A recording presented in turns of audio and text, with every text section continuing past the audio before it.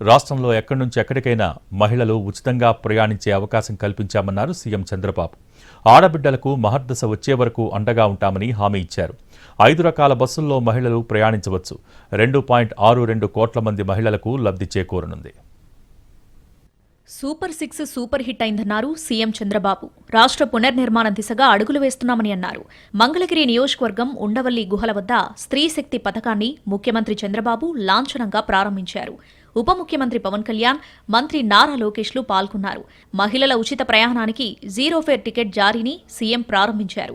మహిళలకు zero fair ticket ఇచ్చి Vijayawada పీఎన్బీఎస్ city terminal వరకు ప్రయాణించారు. అనంతరం జరిగిన సభలో చంద్రబాబు మాట్లాడారు.